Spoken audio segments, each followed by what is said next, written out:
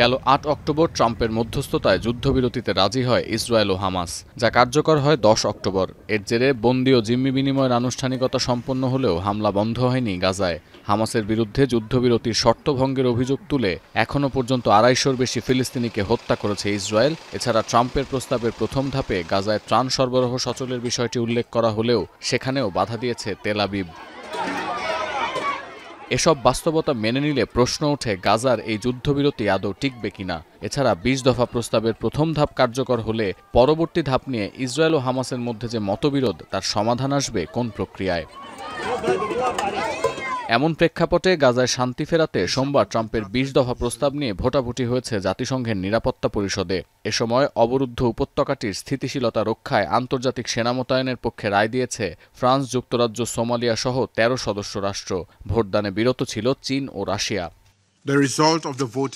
যুক্তরাষ্ট্রের প্রস্তাব অনুযায়ী গাজায় এখন একটি অন্তর্বর্তীকালীন প্রশাসন গঠন করা হবে, যার নাম দেওয়া হয়েছে board of piece.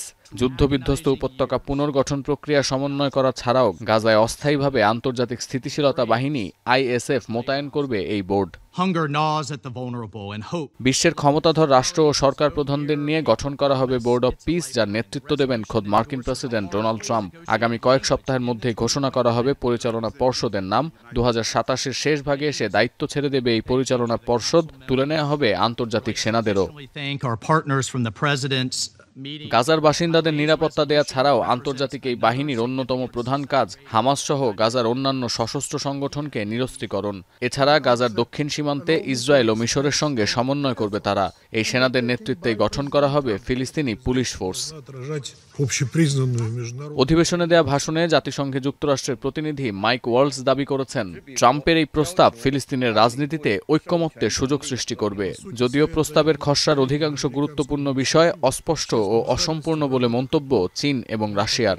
Per the carefully negotiated language in the 20-point plan, this resolution charts a possible pathway for Palestinian self-determination after the Palestinian Authority has completed the necessary reforms, where rockets will give way to olive branches and there is a chance to agree on a political horizon.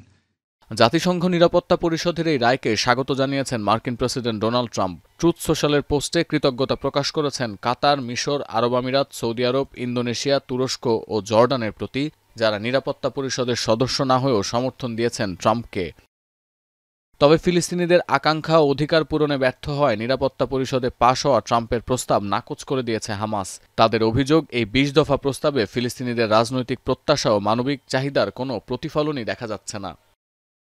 অন্যদিকে ট্রাম্পের এই প্রস্তাবে ফিলিস্তিনকে স্বাধীন রাষ্ট্র ঘোষণা করার যে সম্ভাবনার কথা বলা আছে, শুরু থেকেই তার বিরোধিতা করছিল ইসরায়েল। নিরাপত্তা পরিষদে ভোটাভুটির আগেই এ বিষয়ে ইসরায়েলের অবস্থান অপরিবর্তিত থাকবে বলে ক্যাবিনেট মিটিংয়ে ঘোষণা দেন নেতানিয়াহু।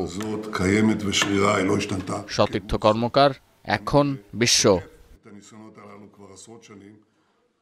৪ গুণ শক্তিশালী এনজাইম ও অধিক ফেনা সমৃদ্ধ অরিক সিলভার ওয়াশ মাত্র ৭০ টাকায়।